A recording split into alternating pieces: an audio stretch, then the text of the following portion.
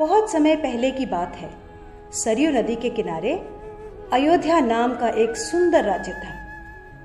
अयोध्या के राजा थे राजा दशरथ। उनकी 3 रानियां और 4 पुत्र थे, राम, लक्ष्मण, भरत और शत्रुघ्न। जब राजा दशरथ ने राम को राजा बनाने की घोषणा की तब सभी लोग बहुत खुश हुए, लेकिन रानी कैकेयी खुश नहीं थी। महाराज, क्या आपको याद है आपने मुझे 2 वचन दिए थे? आज उन वचनों को पूरा करने का समय आ गया है। मेरा पुत्र भरत राजा बने और राम 14 वर्ष के वनवास को जाए। राजा दशरथ की आज्ञा पाकर राम और लक्ष्मण सीता के साथ 14 वर्ष के वनवास के लिए चले गए। पंचवटी में सीता माता ने एक सुनहरे रंग के मृग को देखा।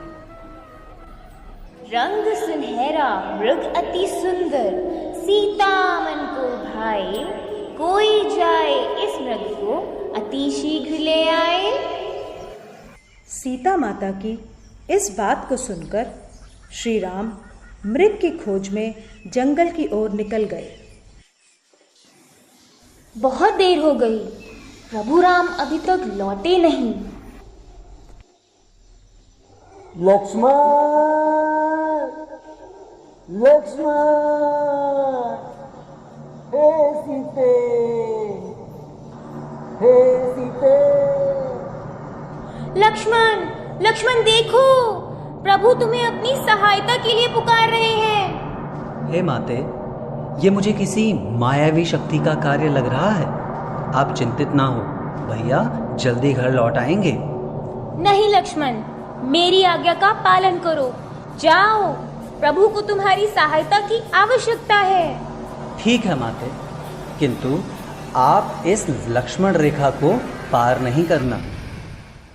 रावण को ज्ञान था कि वो लक्ष्मण रेखा को पार नहीं कर पाएगा, इसलिए उसने साधु बनने का ढोंग रचा और सीता माता को उठाकर ले गया। भिक्षाम देहि, भिक्षाम देहि। हे मुनिवर, भिक्षा स्वीकार कीजिए। हे देवी, एक साधु का इतना अनादर, घर के द्वार से ही भिक्षा देकर भेजना चाहती हो। जाओ, नहीं चाहिए तुम्हारी भिक्षा। नहीं नहीं मुनिवर, रुकिए, मैं आती हूँ।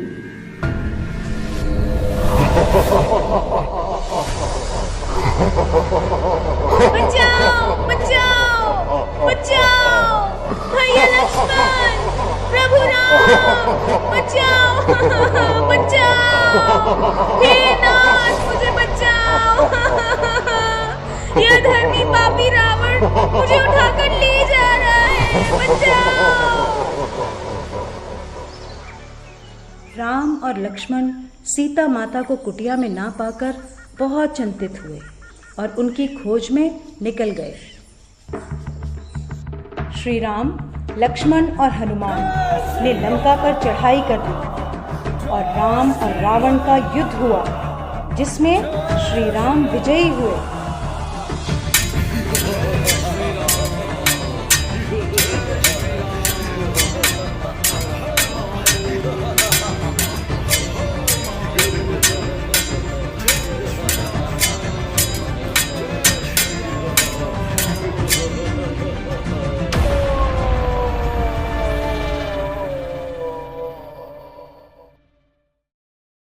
इसलिए इस दिन को विजयदशमी कहा जाता है।